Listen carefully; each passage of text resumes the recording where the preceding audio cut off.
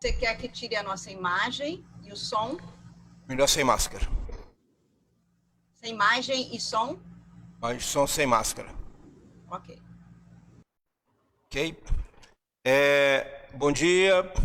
Esta é uma atividade do Conselho Regional de Medicina, CREMEGO. Nós estamos no estúdio CREMEGO, preparado para o fim da boa comunicação com os médicos goianos e brasileiros, numa performance interessante de grande comunicação. Nós estamos nesse modelo com mais de 200 mil acessos e hoje é uma atividade dedicada à Academia Goiana de Medicina. Estamos recebendo hoje aqui o presidente da Academia Goiana de Medicina, nosso amigo Lindomar Guimarães Oliveira, recebendo também, representando a Academia Nacional de Medicina, o professor Orlando Marques Vieira, que é membro da Academia Nacional de Medicina do Rio de Janeiro, recebendo também aqui a doutora Cecília Bento de Melo Richard, que é médica ortopedista, do Centro de Pesquisa de Osteoporose, presidente da Sociedade de Coluna do Rio de Janeiro e da Associação Brasileira de Osteometabolismo, da SBOT. A nossa logística hoje aqui, então, agradecendo ao Conselho de Medicina de Goiás, ao presidente Paulo Vencio e seus 42 conselheiros, e aqui conosco, nessa bela manhã de domingo, os nossos recursos humanos para fazerem toda essa logística funcionar. Aqui o Regis conosco e a Sônia, que é a secretária da Academia Goiana de Medicina. Nós vamos começar então com o professor Orlando. O professor Orlando Marques Vieira é membro da Academia Nacional de Medicina, é uma pessoa extremamente bem preparada, culta, né? Sempre muito alegre, e ele disse que ele é um pouco ou muito goiano, que tem uma filha que mora em Goiás, tem um genro, tem netos goianos, então eu falo que tem que mudar para Goiás, né? Professor Orlando, nós vamos conversar com o senhor. Ele vai nos falar sobre medicina no mundo e no Brasil. Professor Orlando, seja bem-vindo a essa casa, a palavra está com o senhor. Muito obrigado. Eu, antes de mais nada, quero dizer que eu me sinto em casa. Conheço Goiânia de formação. Minha turma tinha 5 colegas de Goiás, de um de Goiânia, porque Goiânia estava se formando. É de Ipameri, tinha de Jataí, tinha de vários lugares, mas não tinha de Goiânia. 5 colegas de turma, porque eu fui formado em 56. É um prazer imenso. Tenho uma filha que casada, mora em Goiânia, casada com o diretor da Faculdade de Arquitetura da Católica. Ela é professora de arquitetura também da Católica. Tenho netos, de modo que não tenho vindo no mundo da Goiânia, porque eu tive uma cirurgia muito grande de coluna, que você deve conhecer muito bem, e me impede um pouco da minha mobilização. Eu quero agradecer o convite, senhor presidente, para estar aqui hoje, podendo tecer alguns comentários, porque eu gosto de falar alguma coisa interessante sobre o mundo e o Brasil na cirurgia. É um tema que eu gosto de tocar para verificar como é que o Brasil está se colocando. Hoje, o Globo tem uma manchete incrível, a Folha de São Paulo, aliás, a Folha de São Paulo. Brasil pobre. Brasil está pobre. Vamos ver. Continuar vendo como é que a coisa vai, houve uma redução muito grande na renda brasileira. Agora, eu queria aproveitar a ocasião para fazer uma homenagem a Luiz Rasso. Luiz Rasso foi um grande amigo meu, grande colaborador. E o Luiz Rasso, o motivo maior dessa homenagem que eu estou fazendo é porque eu fui presidente do Colégio Brasileiro de Cirurgiões e o Luiz Rasso ganhou em 2001 o Prêmio Colégio Brasileiro de Cirurgiões, que é a maior láurea que o colégio distingue. E é dado a quem? A quem trabalhou pela cirurgia e que desenvolveu em seu local de trabalho vários aspectos para desenvolvimento cirúrgico. De modo que, parabéns ao professor Rasso. Eu queria deixar aqui consignado essa minha presença aqui, chamando a atenção para esse amigo de muitos anos e que realmente merecedor de um grande prêmio do Colégio Brasileiro de Cirurgia. Muito obrigado. O assunto que foi escolhido é o mundo e o Brasil na cirurgia. Então, eu gosto de dividir esse assunto em duas coisas. Primeiro, dizer por que se faz medicina. Essa é a primeira definição que eu tenho, que eu gosto de dar. Medicina é para o mundo. Era para trabalho, para desenvolver o mundo. Então, para quê? Curar, ajudar, desenvolver a parte física, desenvolver economicamente, de modo que a medicina é para o mundo, para quem faz medicina. Nem todos que fazem medicina se dedicam à prática clínica. É preciso também distinguir. A grande maioria vai para a prática clínica. Alguns nem fazem medicina. Entram para vários, fazem um curso, acompanham, até abandonam. Existe isso. E existem outros que fazem, na medicina, parte comercial, parte colaboradora, parte de colaboração, mas não fazem a parte de clínica, de atendimento ao paciente.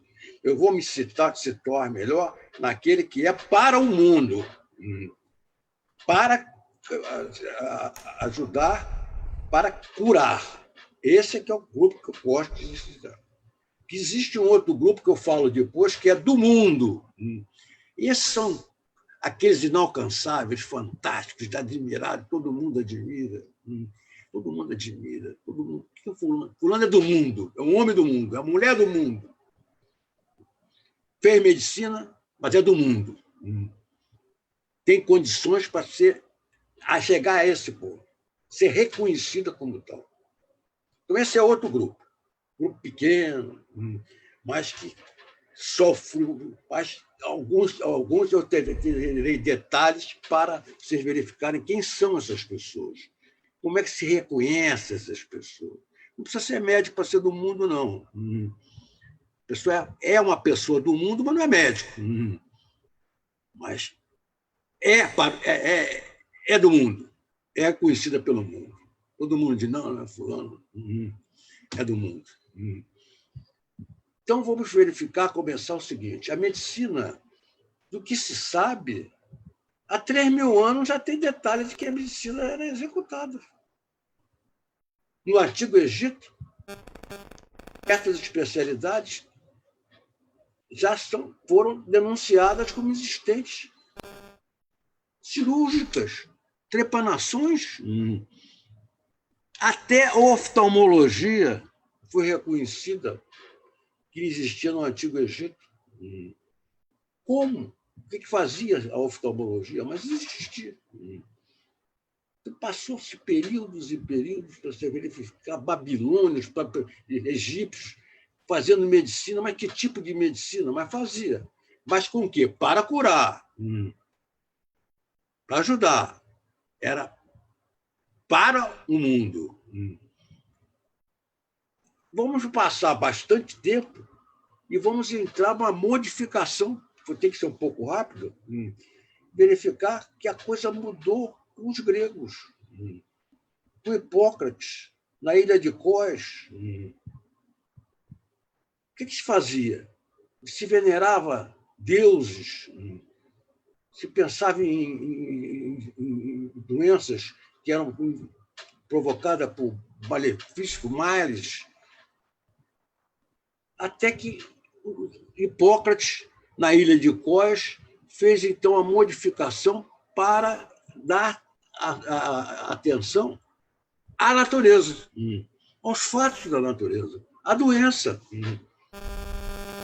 Então, com Hipócrates, começamos a verificar o diagnóstico da doença, o que era a doença, o tipo de doença. E ele e seus discípulos plantaram, então, essa semente que perdurou. É a medicina hipocrática, que é a nossa medicina. Medicina do sintoma, do diagnóstico.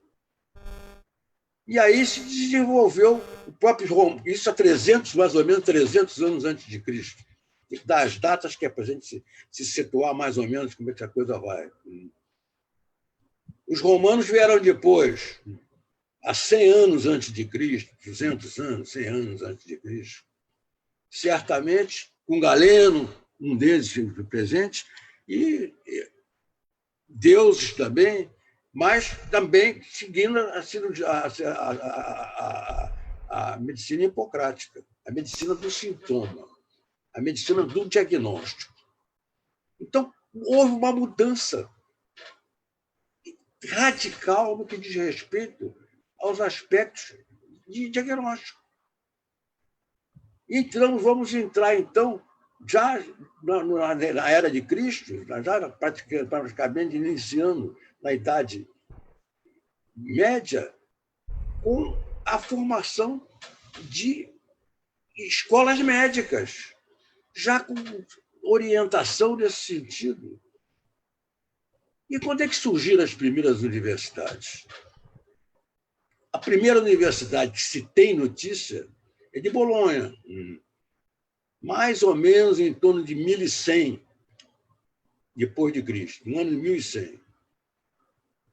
E, posteriormente, veio Coimbra, 1291, com pequena universidade. Ela veio se firmar em 1400, uma grande universidade. Mas o que era a universidade? Ela levar o conhecimento, levaram para o conhecimento médico, mas principalmente voltada para o princípio que eu falei. É o grupo que seguia a parte clínica, a parte de cura, a parte de curar. Aí se segue, certamente, alguns aspectos muito importantes que dizem respeito a modificações que sofreram dentro do desenvolvimento e do diagnóstico. Determinados indivíduos foram importantíssimos na medicina para determinar fases da medicina. Por exemplo, um homem espetacular, médico do mundo, William Harvey, em inglês. Quem foi William Harvey? Um homem rico, filho de família rica, se dedicado ao estudo, e descobriu a circulação. Veja só que ponto fundamental que aconteceu com William Harvey. Nesse momento, a medicina muda inteiramente. O sangue passou a ser conhecido que circulava. Ia das veias para o pulmão, retornava pelas artérias. O conhecimento da circulação pode ser considerado o maior descobrimento do século XVII. William Harvey, com a descoberta da circulação. Como circulava o sangue, como agia o sangue. A esse homem que é o homem do mundo e que certamente modificou inteiramente toda a medicina. E por aí vai determinados indivíduos que vão certamente permitindo maior tipo de diagnóstico. Grandes nomes, agora entra aquele que faz medicina e que são homens do mundo, reconhecidos pelo mundo. Por exemplo, quem descobriu anestesia? Morton e Crawford, um dentista e um cirurgião. Que descoberta extraordinária dentro da medicina que esses homens fizeram.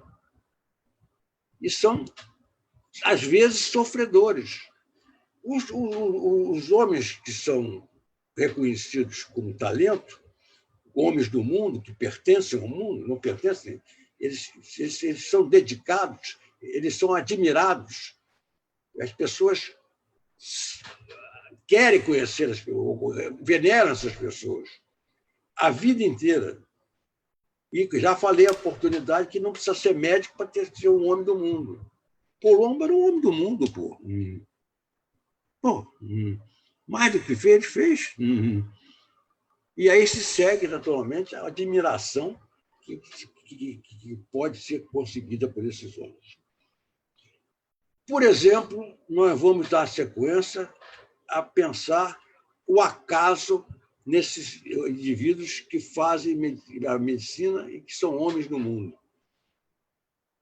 Existem descobertas por acaso.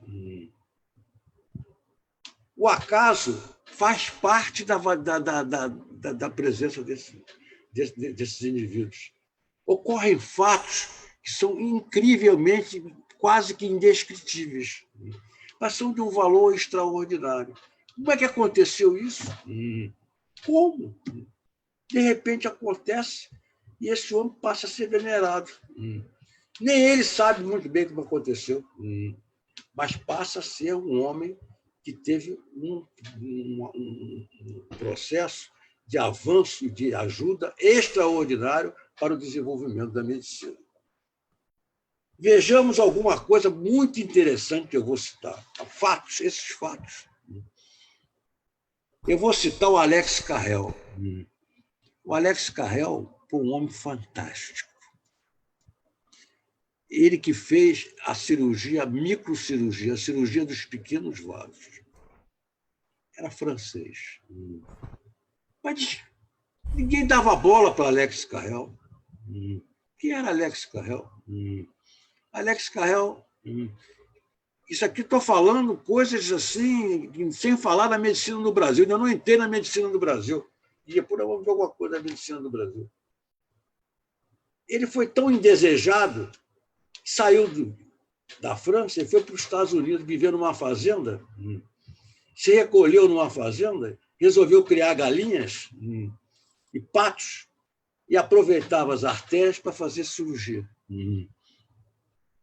E aí ele chegou à sutura arterial. O que deu? Prêmio Nobel de Medicina, de 1912. Sutura arterial. Prestes a surgir o transplante. Prenúncio do transplante. Alex Carrel. Homem do mundo. Admirado. Todo mundo. Fantástico. E por aí vai. Mas existem coisas muito também traiçoeiras na parte desses homens que são idolatrados. Mulheres também são idolatradas. Eva Peron, por exemplo, é uma mulher idolatrada, a mulher do mundo. Tem gente que vai, que é argentina, quer ver o túmulo de Eva Peron. Minha mulher foi argentina, eu quero ver a Eva Peron, mas, pô, não precisa ver a Eva Peron, eu quero ver a Eva Peron, pô. Quer dizer, são coisas inalcançáveis. E outros são esquecidos, não chegam a ter o brilho que mereciam. Isso acontece muito na medicina. Muito na medicina. Vejamos o que aconteceu com o transplante cardíaco. O transplante cardíaco feito pelo Barnard. O Barnard é o homem do mundo. O Barnard trabalhava com Shumway nos Estados Unidos. Era assistente do Shumway. Trabalhou durante tempo. O Shumway não podia fazer nos Estados Unidos, que não foi permitido que ele fizesse o transplante cardíaco em humanos. Escute só. O Barnard sai e volta para a África do Sul. Faz uma equipe, faz a sua equipe para a África do Sul. Até dizem que era um dos grandes auxiliares dele, era um servente, que ajudava. Faz o transplante cardíaco. Barnard, homem do mundo. Shumway, ninguém conhece. Shumway tinha tudo pronto para fazer o transplante cardíaco. Não conseguiu fazer o transplante cardíaco nos Estados Unidos. Eu tenho uma curiosidade. Sabe como é que eu conheci o Shumway? Parece brincadeira. Sozinho, andando em Copacabana. Eu não conhecia o Shumway. Quem conhecia era o Abuim, que era cirurgião. O Abuim, andando em Copacabana, disse: pô, aquele ali é o Shumway. Não é possível. Aqui, vou falar com ele. Vou falar. Era o Shumway. Poxa, por aqui. Não, estou aqui passeando com a minha mulher, vim aqui, ela estava no hotel e eu vim dar uma volta na praia. Completamente esquecido, completamente não lembrado de ser o criador do transplante cardíaco. Barnard, homem do mundo. Fantástico. Homem que tem todas as glórias de ter feito o primeiro transplante em 1967. Coisas que acontecem. O acaso na medicina, o acaso no valor é uma coisa indescritível. Acontece. Pode acontecer. E por aí vai. Vou citar outro caso da cirurgia cardíaca. Estou mostrando isso para mostrar o que é a medicina. Estou falando que tem um grupo que trabalha para um doente e tem um grupo que se pesquisa e que depois se transforma em homem do mundo. Coração artificial.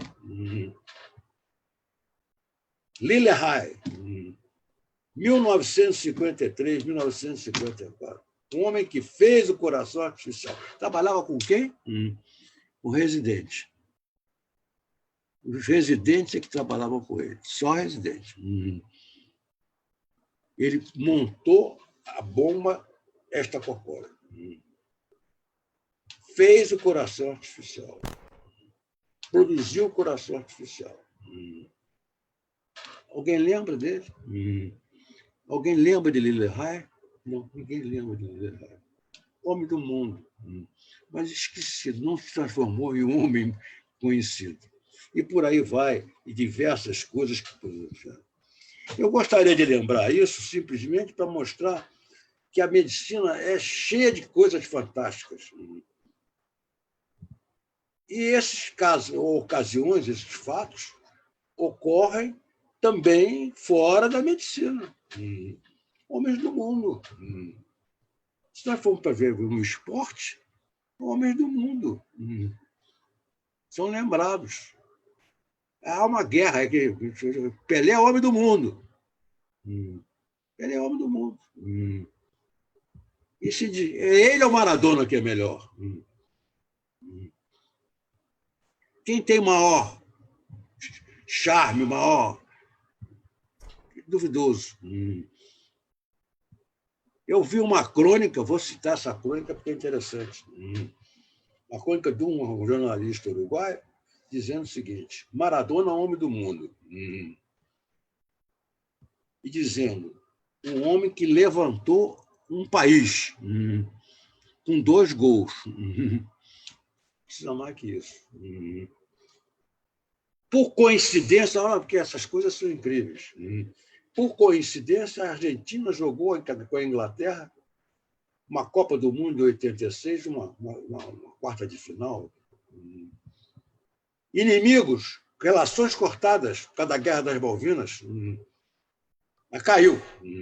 Argentina e Inglaterra. A Argentina ganha de 2-1, por 2 gols do Maradona, o famoso gol do mais lindo da Copa, e um com a mão, que ele não nega. Não negou nunca que foi feito com a mão. La mano de Deus. O homem do mundo. O cara diz, alguém vai contestar? Por aí vai. Mas vamos falar só agora um pouquinho mais deixando de lado para nós entrarmos no Brasil. Como é que o Brasil ficou nisso tudo? O Brasil começou a aparecer aí em 1808. Tudo isso já tinha rolado, já tinha andado, já tinha vivido, já tinha... Com a vinda da família real fugindo de Napoleão para o Brasil. Dom João VI. Antes, nós tínhamos tido alguma coisa do Brasil. Muito pouco. Eu tenho aqui dados que falam que pouca coisa existia no Brasil. No início do século XVIII, encontramos no Brasil poucos relatos sobre medicina, sobre cirurgia e até sobre próprios cirurgiões. A transferência do vice em 1763 trouxe implantação de recursos que propagariam também ao ensino da cirurgia e é nomeado José Pinto como capitão-mor da Misericórdia. E ali ministra o primeiro curso regular de operações no Brasil, em 1763. Olha que nós estávamos falando em 3.000 anos antes, estávamos falando em Grécia, e nós estamos falando no Brasil, o primeiro fato ocorrido, relatado em 1763. O que aconteceu? Vejamos que a família real veio para o Brasil em 1808 e aportou em Salvador. Todo mundo, não vou relatar a história, porque é por demais conhecido. E por aí, depois, não ficou em Salvador e passou para o Rio de Janeiro, a viver no Rio de Janeiro. Ainda que pareça incrível, mas o Rio de Janeiro, na época que Dom João VI chegou ao Brasil, já era uma cidade que tinha 200 mil habitantes. Incrivelmente. Parece que não, que era uma aldeia, uma coisa mínima. Não, já era povoada. Havia concentração de gente sem a mínima assistência médica. Nenhuma assistência médica. Isso está aqui no relato. Os relatos que não existia absolutamente nada. Relatos feitos históricos mostrando que a chegada da família real portuguesa encontrou uma escassa e pobre atividade médica. Havia praticamente o Hospital da Santa Casa, aliás, pobre, desaparelhado e localizado ao Largo da Misericórdia. E o Hospital Militar, mais nada. Outros hospitais vieram depois. De modo que, com a chegada de Dom João VI no Rio de Janeiro, propôs-se, então, a formação das escolas médicas. Criou-se a Escola de Anatomia e Medicina e Cirurgia, de 1808 a 1813, com esse nome. Uma pequena casa ao lado do Largo da Misericórdia, que ainda existe. Esse prédio ainda existe do Largo da Misericórdia. E depois, de 1813, transformou-se em Academia Médico-Cirúrgica, de 1812 a 1832, quando passa a ser faculdade, reconhecida como faculdade, do Dom Pedro I. E depois, de 1932, vai até 1920, já com o prédio novo da Praia Vermelha, a nova escola de medicina, já com a Academia Cirúrgica, Faculdade de Medicina. Vamos reparar o seguinte: universidades no Brasil. Acabou de fazer 100 anos a primeira universidade brasileira. Eu falei aqui que a Universidade de Bolonha era de 1100 e Coimbra de 1182. Depois firmada em 1400. O Brasil teve a sua primeira universidade em 1920. Repare um fato interessante. Existiam pessoas que eram contra a universidade. Napoleão não era favorável à universidade. Gostava dos institutos, das escolas, dos institutos. Aí tinha o Instituto Pasteur. O Brasil seguiu pouco essa linha, a linha dos institutos, a linha das escolas, porque era positivista, a linha positivista. Achava que a universidade era uma concentração humana que podia favorecer movimentos revolucionários. O Napoleão não gostava da universidade. O Brasil, em 1920, fez agora 100 anos. Eu tive até que falar, porque o disseram até que falava. Você tem 70 anos de universidade?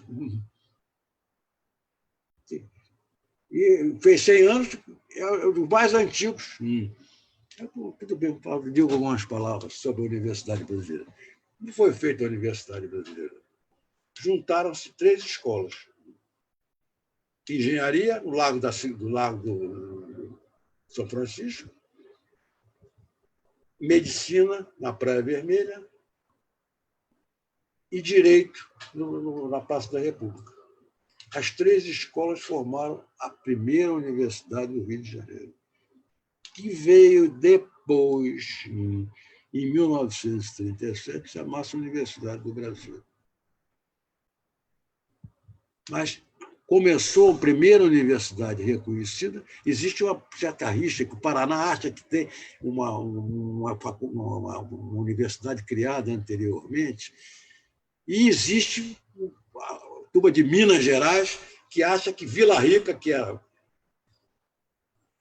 existia uma faculdade de medicina antes da Faculdade de Medicina do Rio de Janeiro. Tudo isso conjecturas históricas. Mas Alcino Lázaro da Silva, que é um cirurgião conhecido de Minas, escreve sobre isso. Escreve dizendo que existia uma faculdade de medicina em Ouro Preto, antes da formação da faculdade do Rio de Janeiro. De modo que criou-se, então, o sistema universitário brasileiro. Pobre. O sistema brasileiro, o sistema universitário brasileiro, pobre. Criou-se a Faculdade de Medicina do Rio de Janeiro em 1808. Depois, a segunda Faculdade de Medicina no Brasil foi Salvador primeiro, Rio de Janeiro segundo, depois foi Rio Grande do Sul. Por que a Faculdade do Rio Grande do Sul? Interessante. Por que Porto Alegre? É a terceira faculdade do Brasil. 1898. Por que criou-se essa faculdade? Porque a população brasileira desassistida pegava os rios Paraná e Uruguai e iam para o Prata se tratar com médicos de Buenos Aires e de Montevidéu. Abandonavam a questão médica no Rio de Janeiro. E aí houve uma necessidade da criação para impedir o êxodo da população brasileira, que é a procura de serviço médico no Prata. Criou-se, então, a Faculdade do Rio Grande do Sul, terceira do Brasil. Quarta, Medicina e Cirurgia do Rio de Janeiro, famosa faculdade que hoje tem o seu Hospital Gafeguini. Depois, a quinta faculdade, São Paulo, 1911. Depois, 1912, São Paulo. São Paulo, criado em 1912. Aí veio um boom, como se fosse aquele boom de universidades de tempo de Costa e Silva, de várias universidades, várias faculdades. Pernambuco, Pará, e por aí vai, criação de faculdades de medicina que foram de 1915 a 1920, criando faculdades de medicina, criando um aumento no número de médicos. O Brasil precisava de médicos. Até chegarmos hoje a um fato estranho. Eu tive questão de ver, falar sobre hoje, sobre o assunto, quantas faculdades de medicina nós temos no Brasil hoje funcionando, abertas. 308 faculdades de medicina. Mais que a China, mais que a Índia. 308 faculdades de medicina. Estados Unidos não chega a 200, quase 200. Mas verifique que, fato estranho, a assistência médica brasileira, com 308 faculdades de medicina. Nós temos também que se situar assistência médica nos Estados Unidos, vamos tratar. 40 milhões de pessoas nos Estados Unidos, uma população de 300 e poucos milhões de habitantes, vivem sem assistência médica nenhuma, sem nenhum tipo de amparo hospitalar de espécie alguma, nem privada, nem pública. Houve uma reação agora do Obama para criar um serviço médico nos Estados Unidos, mas muita oposição. Os americanos não aceitam. Então, 40 milhões de pessoas nos Estados Unidos não têm nenhuma assistência médica. O Brasil, com tudo isso, tem um SUS que é levantado como uma grande propaganda para a assistência médica brasileira, dizendo que todos têm direito à assistência médica e têm assistência médica. De modo que é impressionante que nós temos, então, de dificuldade em manusear esse tipo de fato. E vamos voltar ao assunto. Aí nós temos o grupo para o mundo, para tratar de doentes, formando-se nessas faculdades. E restando ainda aqueles que são do mundo. Pessoas do mundo. As pessoas do mundo são coisas interessantes. Fenômenos que ocorrem, que às vezes aparecem, de repente o sujeito passa a ser do mundo e não sabe. E passa a ser idolatrado. As pessoas existem isso. Por exemplo, eu, por exemplo, tive a oportunidade eu quero ver o túmulo de Cristóvão Colombo. Na Espanha, vamos ver. Por quê? Porque é o homem do mundo, pô. A gente vai estudar direitinho a coisa. Como é que pode? Mas acontece. Eu gosto de citar esse fato porque existem coincidências que levam pessoas a receberem esse título e terem essa chama que ilumina. Não sabe por que aconteceu. Fleming achou como? Um antibiótico. Por acaso. Homem do mundo. Em 1928. Sem querer, descobriu a penicilina. E essas coisas, bom, evidentemente, é preciso estar no meio. É preciso ter base científica para se desenvolver. E ocorrem os fatos que podem ocorrer como ocorrem por acaso, levando naturalmente a pessoas se distinguirem, serem idolatradas. E pessoas idolatradas. E merecidamente idolatradas. Enquanto que eu gosto muito de me referir a essas pessoas. E também as pessoas que tratam de doentes, que são dedicadas ao tratamento de doentes. São pessoas para o mundo. Não são pessoas do mundo. Pessoas do mundo é coisa diferente. De repente acontece um fato e o sujeito se transforma em coisa fantástica. Mas que eu gostaria de citar, coisa rápida sobre esses assuntos, sobre tudo isso que foi falado aqui, mas simplesmente falar sobre a nossa medicina, o que é a medicina brasileira, o que é a medicina no mundo, e alguns aspectos interessantes que eu gostaria de citar e citei para mostrar que realmente existem fatos importantíssimos que devem ser reconhecidos. Eu agradeço muito a oportunidade, gosto muito de falar sobre isso, mas realmente admiro muito as pessoas que realmente são do mundo. Pessoas são do mundo, são procuradas, são idolatradas. E, às vezes, as pessoas também, que, infelizmente, têm grande merecimento e são esquecidas. Têm grandes feitos e também não são lembrados. Muito obrigado a vocês. Eu acho que, desculpa alguma coisa, mas gostaria de falar sobre esse assunto, que eu acho interessante, e estou inteiramente à disposição para qualquer pergunta. Muito obrigado.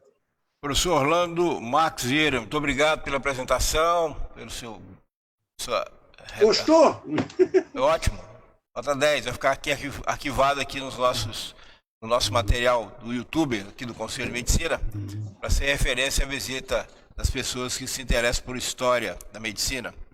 Na sequência, nós vamos ouvir a doutora Cecília Bento de Mello Richard, que é ortopedista, e que participou aí do lançamento do livro do nosso presidente Lindomar Guimarães. Doutora Cecília, a senhora tem a palavra. Seja bem-vinda.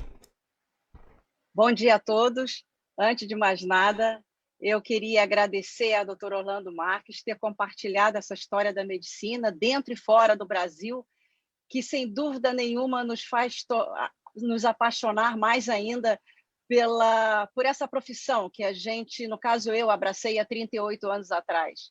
E que, sem dúvida nenhuma, essa história tem que ser sempre lembrada com pessoas como o senhor, que faz a gente realmente valorizar esse trabalho nosso que a gente, ao longo da vida, não dá o devido valor.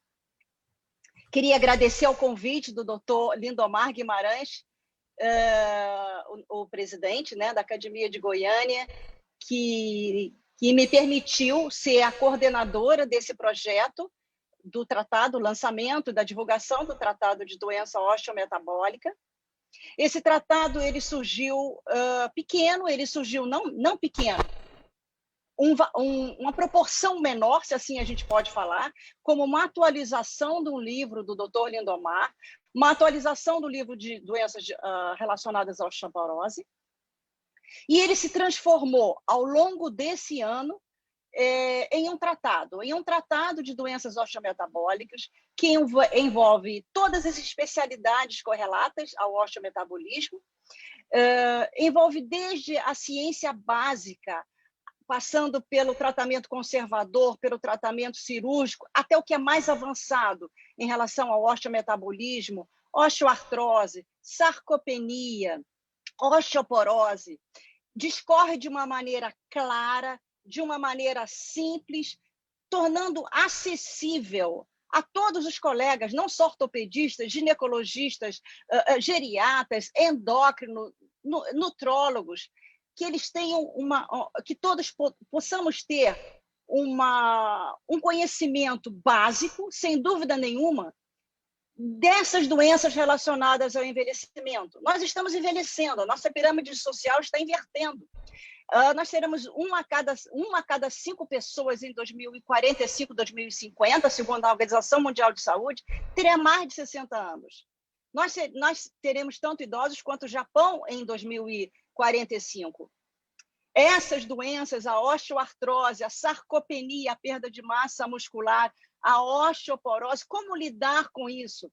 Deixar somente uma especialidade correlata para, pelo menos, dar o diagnóstico e saber a quem indicar? Esse foi um dos objetivos. Divulgar o máximo e atualizar o máximo esse conhecimento nas mais diversas especialidades, porque por mais que você não trate, você referencie para o colega para poder tratar.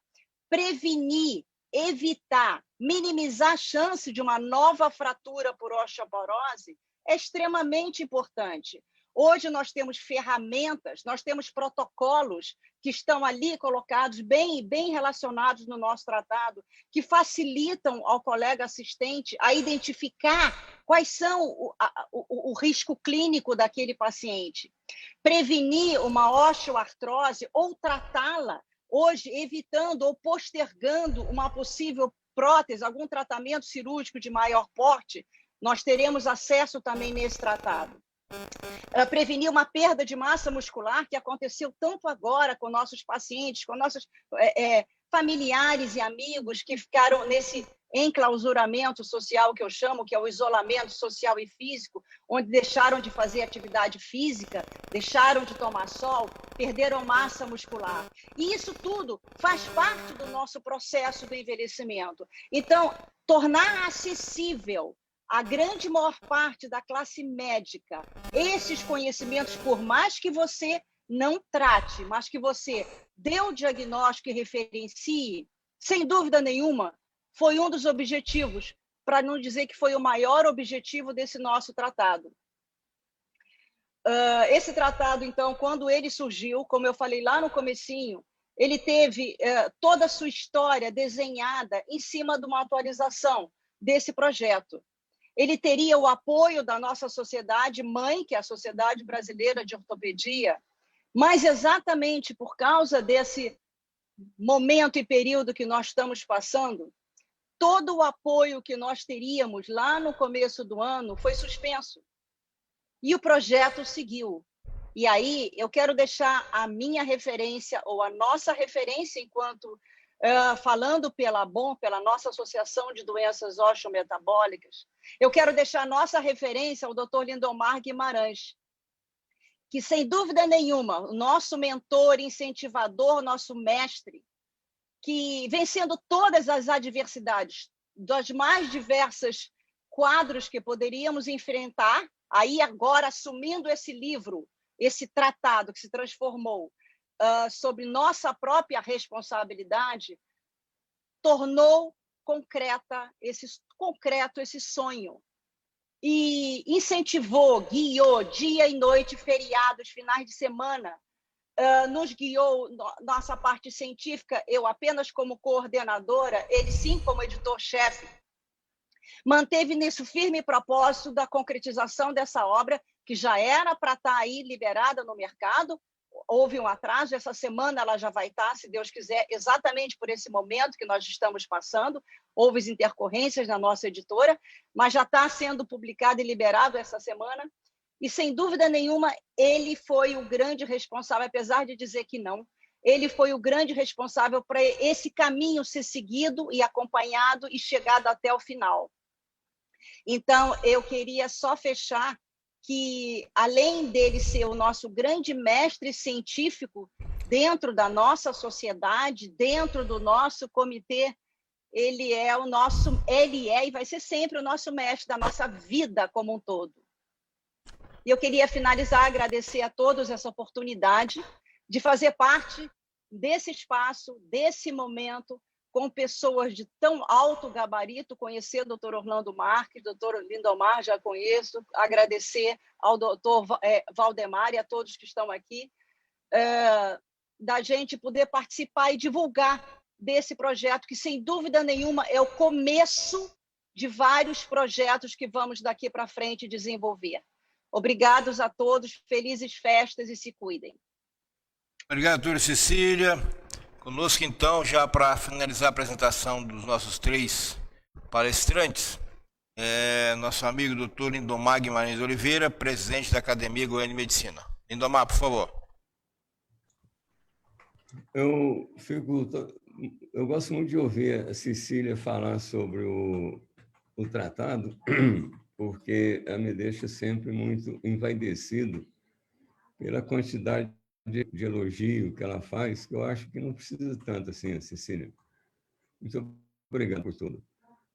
Doutor Orlando, professor Orlando, o senhor discorreu sobre um tema assim que eu não sou tão estudioso, mas eu vejo, eu sou, vamos dizer assim, um curioso do tema. E foi acho muito importante a sua, vamos dizer, viagem pelo tempo. O senhor fez uma viagem pelo tempo para chegar na medicina brasileira. Me fez lembrar de um filme que não lembro o nome, mas de uma história verdadeira, em que um cirurgião foi homenageado com um prêmio, não sei se prêmio Nobel ou qualquer prêmio máximo nos Estados Unidos, por ter divulgado uma técnica de cirurgia cardiopulmonar. Essa técnica ela foi desenvolvida pelo enfermeiro, pelo técnico de enfermagem que cuidava do cachorro, cuidava dos cachorros que ele desenvolveu a doença. Tá? Então, quem é o homem do mundo? É uma pergunta que você vai me responder, né? Eu não sei o nome do filme, mas, assim, se alguém souber, né, que estiver assistindo, por favor. Eu nasci numa cidade do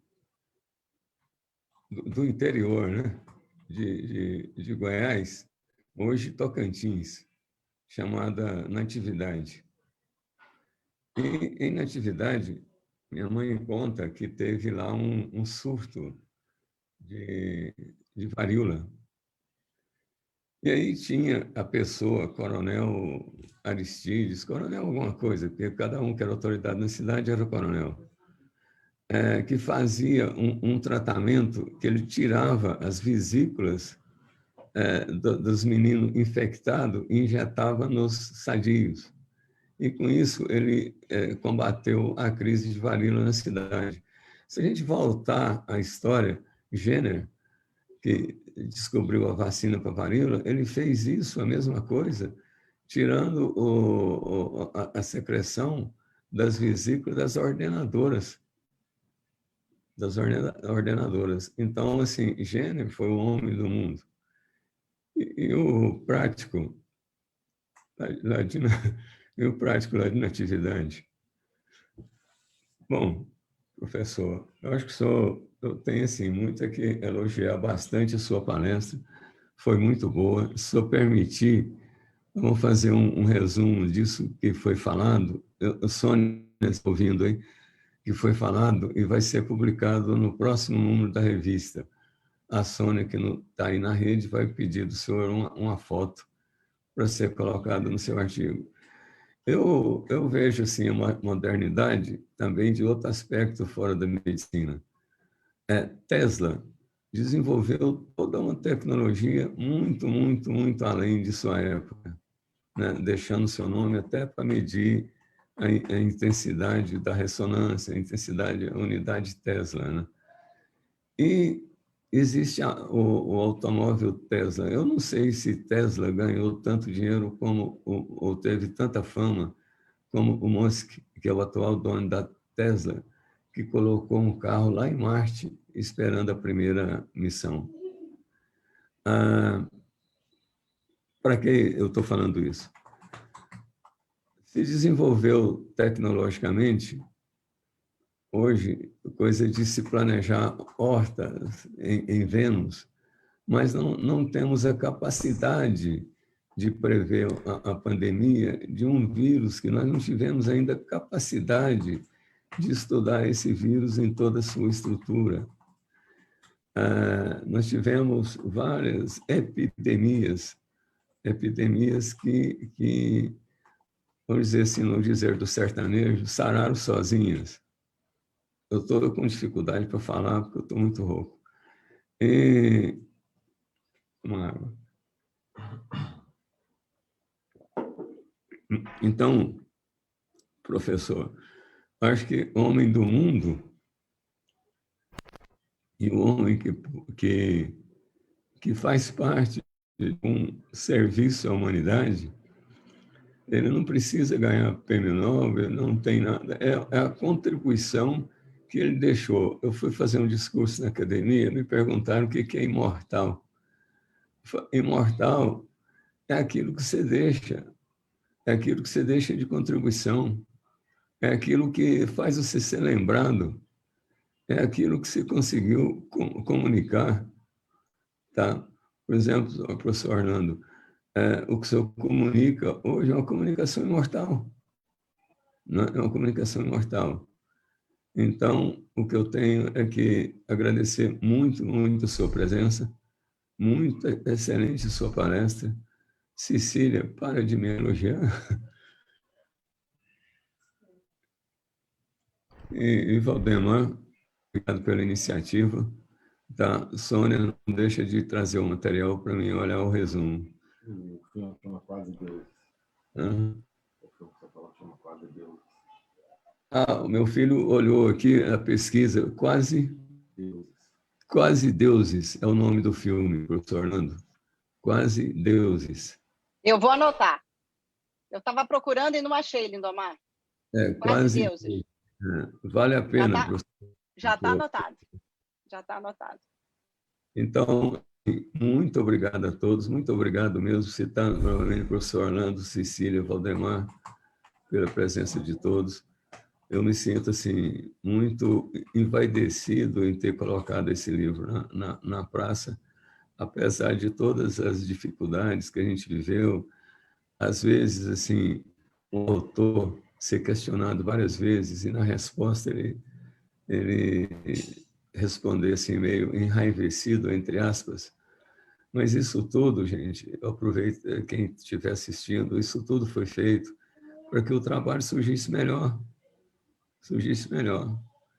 E eu vou colocar, professor Orlando, na história da medicina goiana, só para encerrar, na medicina goiana, todos os médicos que vieram para cá, eles vieram com o exército. Os bandeirantes, o bandeirante Bartolomeu Bueno da Silva, depois veio o filho, eles vieram em busca de ouro e escravos. Acharam muito ouro, levaram muitos índios como escravos, mas os índios não trabalhavam, né? E morria quando era escravizado e preso. Então, todos os médicos iniciais, eles eram militares. Aí, os práticos eram formados por esses médicos ou vinham de Coimbra,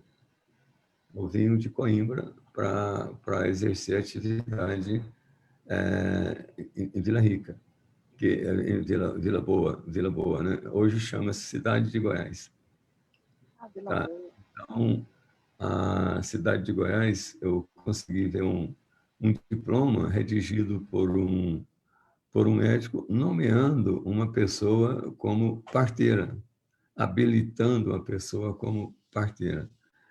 Então, assim, a cidade de Goiânia, apesar de ser mais nova, também teve assim os pioneiros que vieram. Você falou do Luiz Rassi. O primeiro que chegou aqui da família foi o Alberto Rassi, também da Universidade de Brasília, desculpa, da Universidade do Brasil, que foi o meu sogro, né? Então, assim, começou com uma clínica e vieram outros, então eles tinham que fazer de tudo. Inclusive, a tese dele para o Colégio Internacional de Cirurgião foi a fixação interna de fraturas, Assi de Kundt, em 1938, 1940. Bom, gente, então eu agradeço muito tudo. Eu também, Orlando, eu tenho uma dificuldade muito grande quando eu começo a falar de se achar o freio. Então, vamos frear por aqui. Muito obrigado à presença de todos. Muito obrigado mesmo. Um grande abraço, professor Orlando, Cecília, Valdemar, a Sônia, ao pessoal técnico do CREMEGO, que está aí dando apoio. Muito obrigado mesmo. Tá? Um bom domingo a todos. Lindomar, muito obrigado pela fala. E aqui nós temos, durante a apreensão de vocês, tinham alguns comentários, especialmente quanto à fala do professor Orlando. Além dos elogios, 3 itens do professor Orlando. Primeiro, dizer que o Pelé é muito, muito, muito melhor do que o Maradona, em todos os sentidos. Com a bola no pé, com a bola na cabeça e sem a bola, e na vida, né? Segundo, que o professor Luiz Rassi que é parente aí do nosso amigo doutor Lindomar. O professor Luiz Rassi é uma referência importante, foi membro da Academia Goiana de Medicina, né? Nosso amigo, felizmente já está no Deus o levou, e ele tem uma história muito forte em Goiás, porque na cidade, comentada agora pelo doutor Lindomar, que é a antiga capital, hoje cidade de Goiás, havia uma frequência grande de ócio endêmico, né? Do hipotireoidismo endêmico. E o professor Luiz Rassi conseguiu instalar uma lei municipal que definia que o iodo tinha que colocar iodo no sal da cozinha. Ele transformou isso numa lei municipal, depois fez uma lei estadual, depois fez uma lei federal. E o Brasil passou a combater o bócio endêmico a partir do professor Luiz Rassi. Portanto, as nossas deferência ao nosso amigo, professor Dr. Luiz Rassi. Lindomar, levantando a mão, por favor.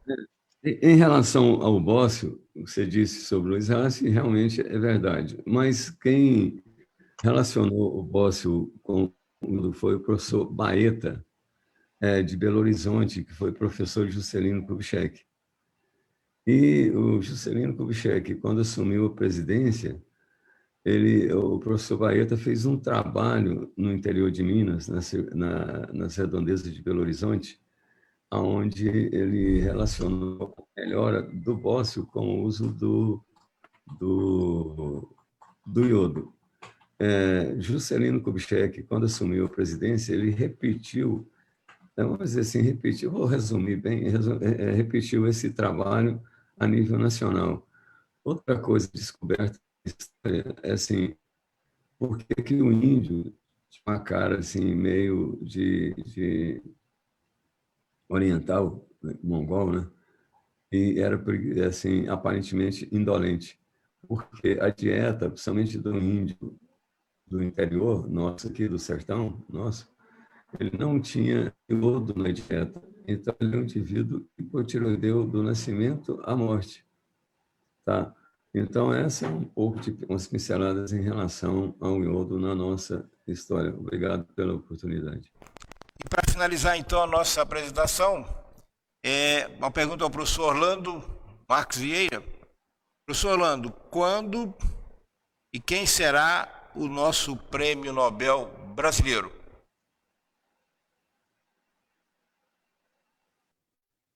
Professor Orlando, seu microfone está fechado. O Prêmio Nobel brasileiro já teve uma briga muito grande com respeito à possibilidade do Brasil ganhar ou não, né? Mas é difícil, né?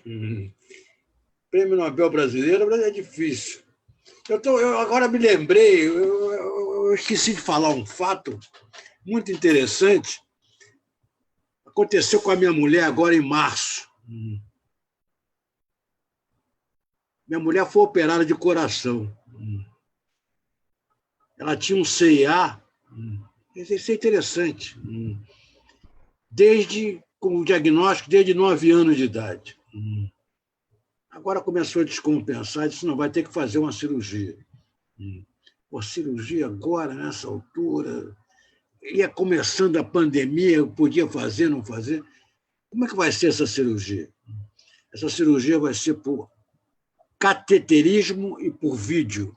Pô, cateterismo e vídeo. Eu falei, eu não vou nem assistir.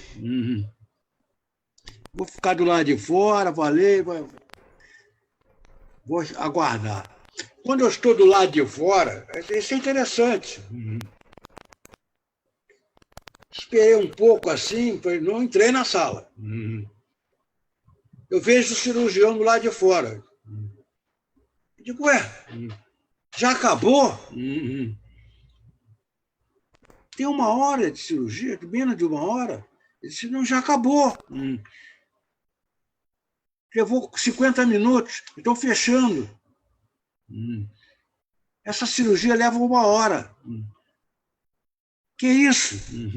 Eu não acreditei. Eu vou te falando com toda a sinceridade, com o meu conhecimento de cirurgia cardíaca, Eu levei um susto quando disseram que a cirurgia tinha demorado 1 hora e tinha sido fechado um CIA. Coisa fantástica. Maravilhoso. O cateterismo, com a placa, fechou e se girou, e 1 hora depois estava fora. Coisa fantástica. Eu digo, pô, não é possível 1 hora de cirurgia fazer um CIA. Isso é o desenvolvimento da cirurgia, coisa fantástica. Maravilhoso, professor.